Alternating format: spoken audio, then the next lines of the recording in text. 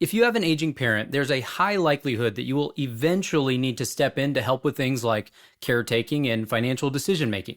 There are many steps you can take to protect their finances and well-being as long as these steps are taken well ahead of time so that everyone's better prepared. Now, many of these things you should actually be doing for yourself, such as making sure you don't pay more than you need to in taxes, having a plan for care as you get older, and simply making sure your finances are managed in a way that benefits you in the long run. By being prepared, mom, dad, and even you can enjoy life in retirement to the fullest.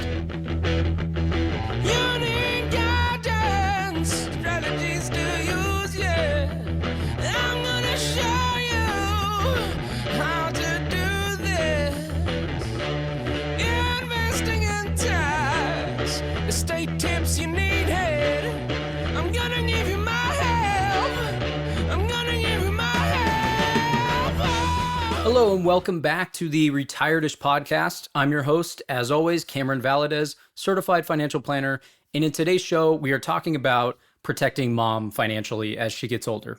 Now, the same could technically go for dad, but as I've talked about in previous episodes, women tend to outlive men, and in practice, we see this is often true. So mom, as sad as it may seem, is more likely to fall victim to various financial blunders as she ages on her own, which we're going to get into today. However, you can help her with that and make sure that she doesn't get taken advantage of, doesn't pay more than she needs to in taxes, and has money available when she needs it for certain unforeseen events. Now, the first thing I want to get into, which is also, I would argue, probably the most important thing, is elder abuse. Typically, in retirement, you look forward to having some more of your time available to spend with family and doing the things you love, like travel or travel with your kids, attend grandkids' sporting events, golfing, playing pickleball, arts and crafts, you name it. The last thing that you think about happening is someone trying to rip you off or take advantage of you. Yet, it happens all the time. And as painful as it sounds, it's most often by family members. But you, being a listener to this show, I figure are the trusted child. And I know you likely want to do what you can to help protect mom as she gets older.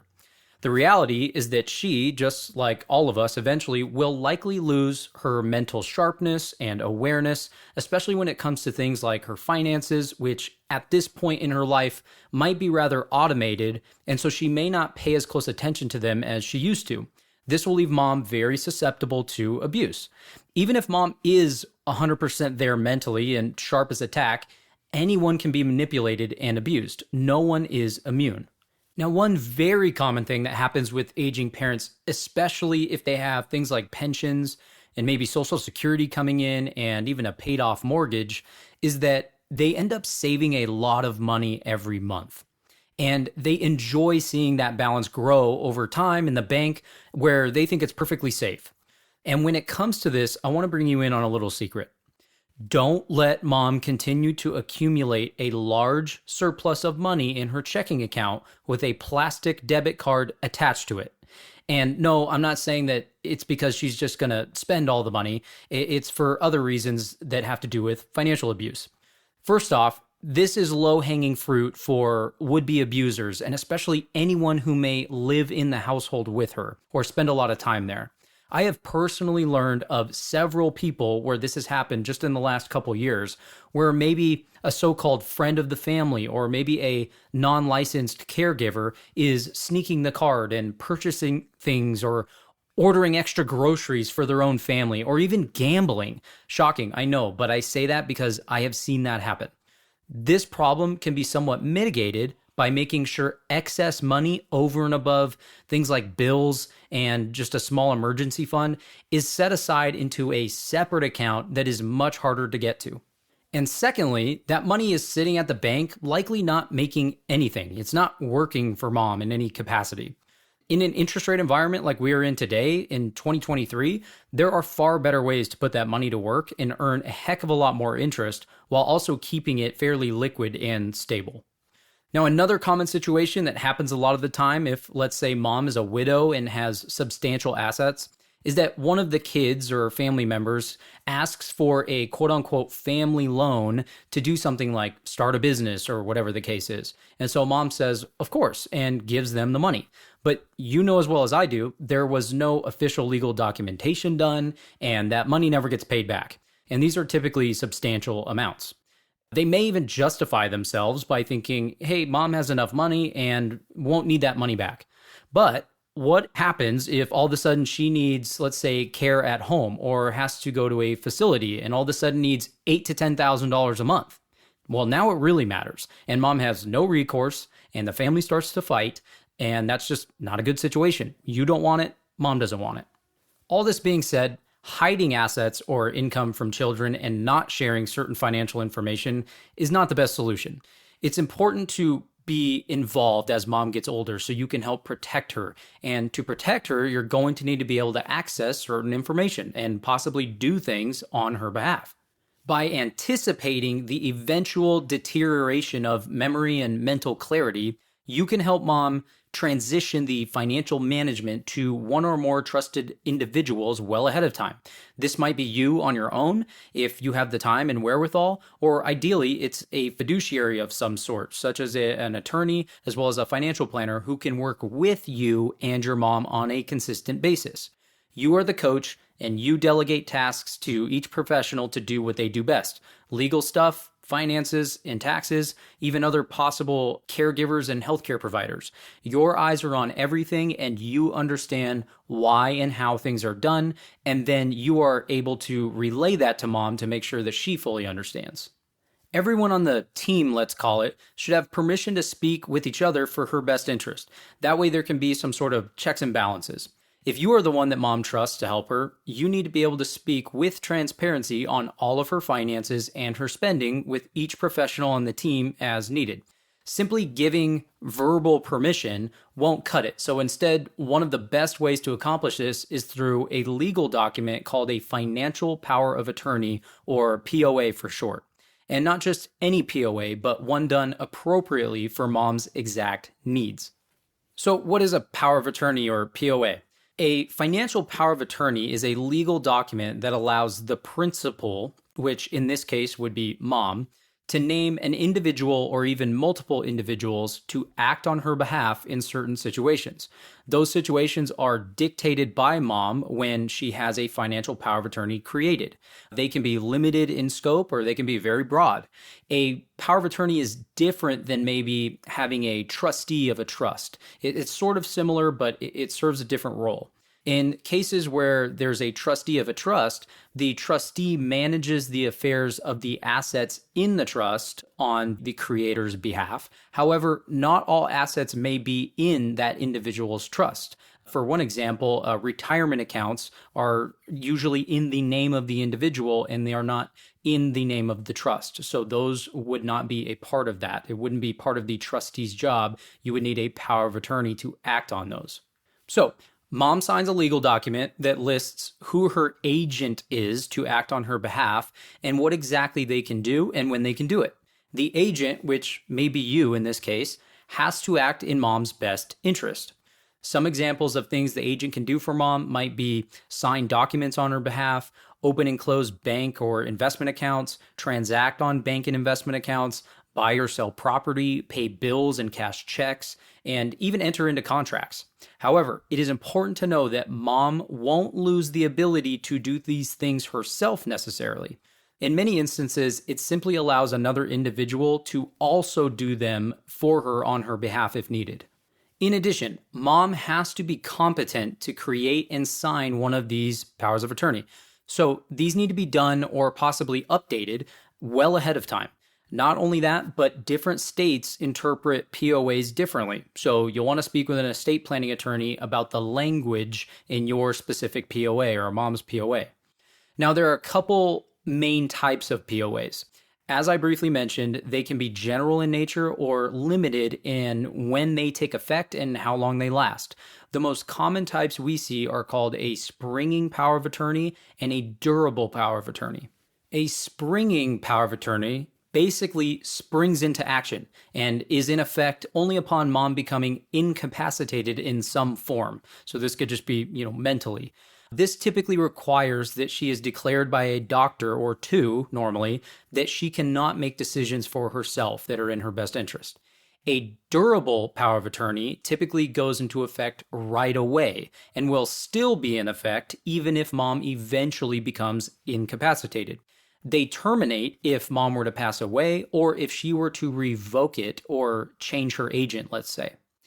General durable powers of attorney are more common, I would say, for those trying to help aging parents manage their finances since they can act for mom even though she isn't technically incapacitated yet, let's say.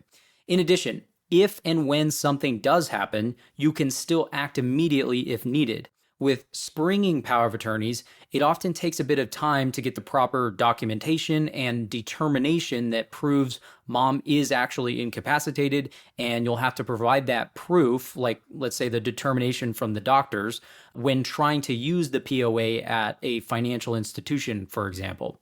It doesn't help if mom needs your help, but the two doctors disagree on each of their diagnosis. This doesn't mean springing power of attorneys are bad. It's just that each type of power of attorney has its use cases. One example of when a durable power of attorney can help mom might be that she is becoming very forgetful, although she has no official diagnosis yet. And she needs to, let's say, take her required minimum distributions from her retirement account that are needed each year before the year ends. If she doesn't take them, she will pay unnecessary penalties to the IRS. So you, as the power of attorney, can communicate with the planner to get those done for her, or you can reach out to the financial institution where her accounts are. You and the planner or the institution can also communicate with the tax professional to make sure that the right amount of withholdings are taken out, let's say, for her specific tax situation.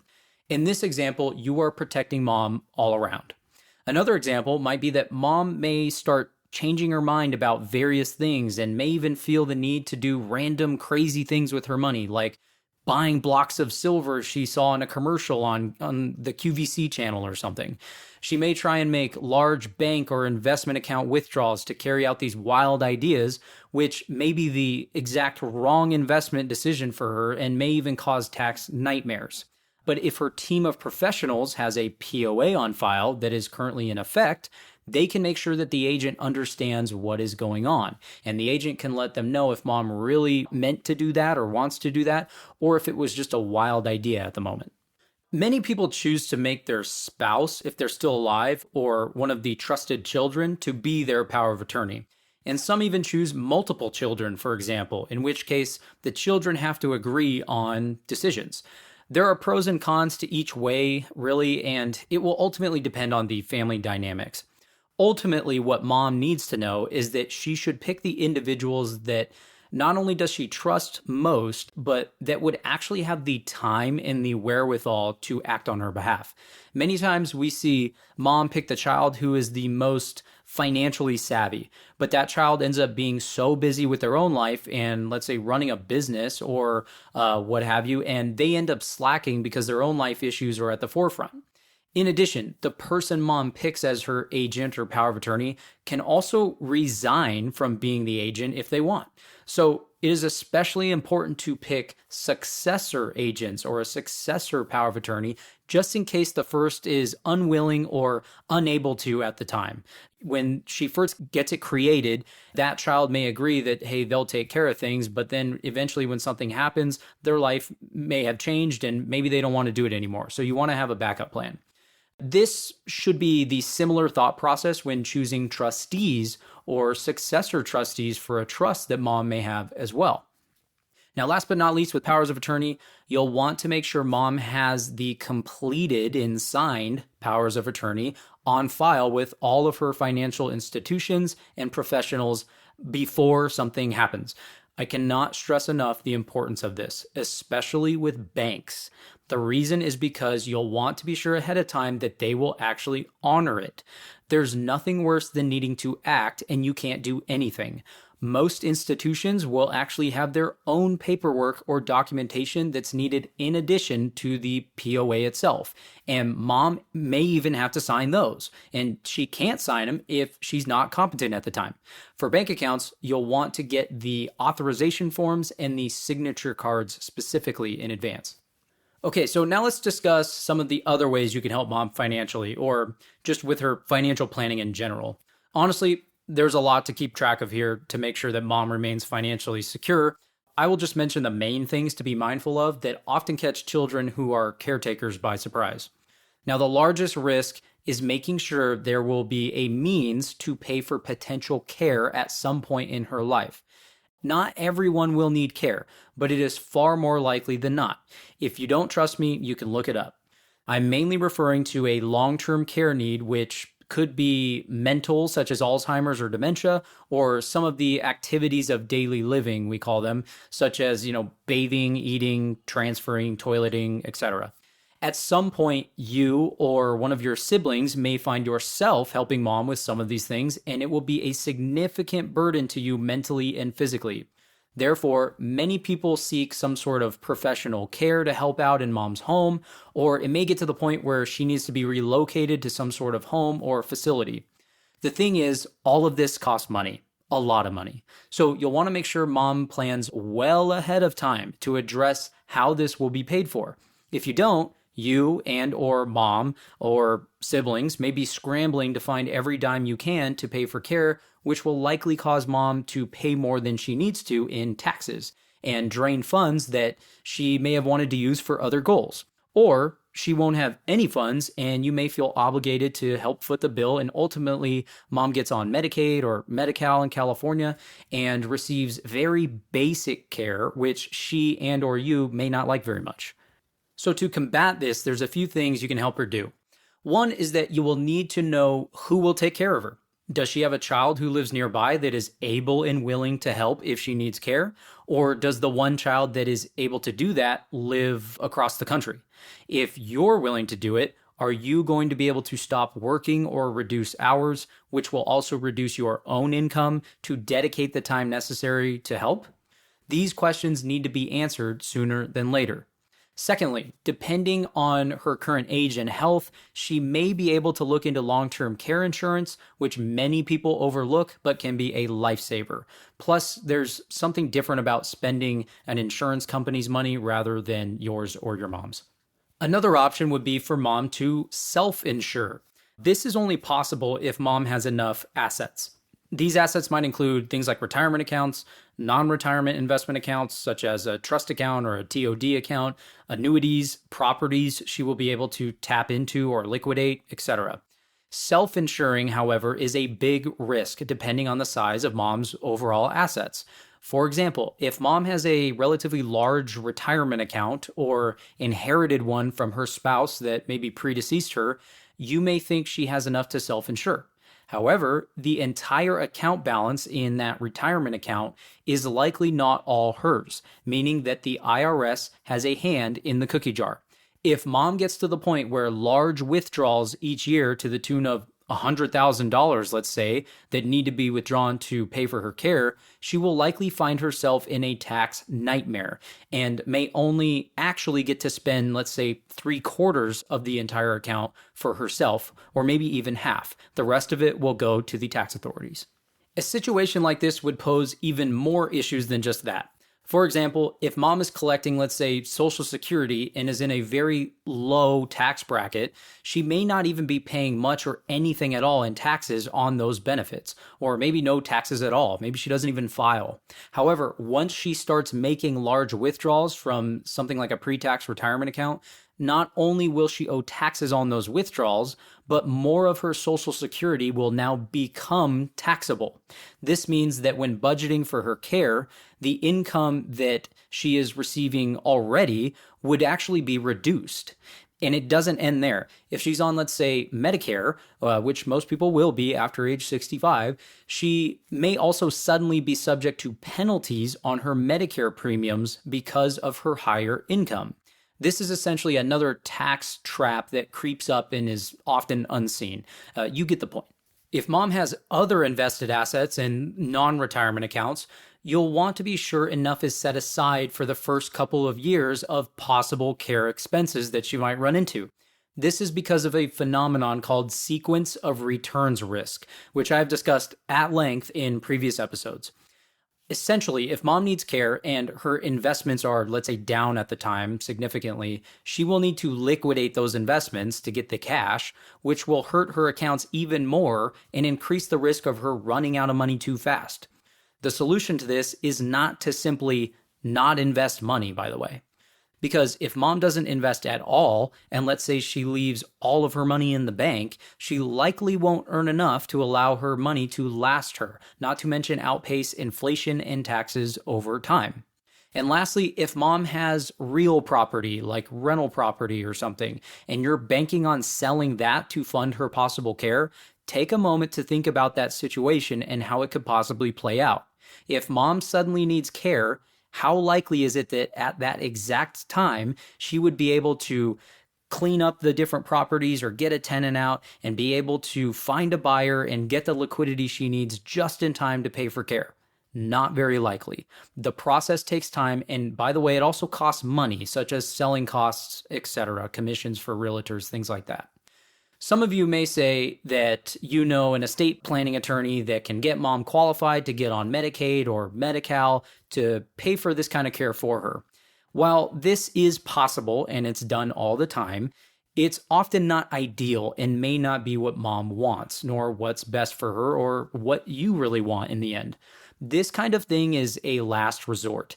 Even if mom goes this route, there are still many rules in how it is done, and some of it may not be feasible at the time. And while I'm on the topic of paying for care, I want to bring up another common scenario that can happen if mom has maybe had multiple marriages or gets into a new relationship when she's older. Oftentimes, mom may trust this individual more than the kids from, let's say, her first marriage, which may be you. And therefore, that individual may be her trustee or her power of attorney, for example.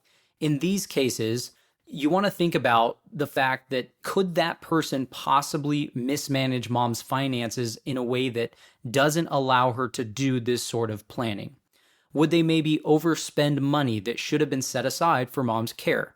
You bet. This sadly actually happens all the time, and it's usually because mom may see her money as both of their money and not mind how it gets managed or spent. I'm not saying to not trust these individuals, it's just something to be mindful of. Everybody needs to be on the same page. You can refer back to previous episodes of the podcast about long-term care, which I will reference in the episode show notes. I have a 4-part series that we've done previously with Eileen Dunn, who is an actual care manager that deals with this type of stuff every single day. The point is that these different situations need to be addressed before the need arises. That's kind of the ongoing theme here. And I don't just mention these things for fun. I mention them because they happen all the time. Whether it's mom or dad, do what you can do to protect them and their livelihood. Help them make decisions that are in their best interest and that will allow them to enjoy life as they get older, not make it harder. The family will thank you and relationships can be well maintained. The key is to have open communication and get the right team of people in place to help you and those different checks and balances I mentioned.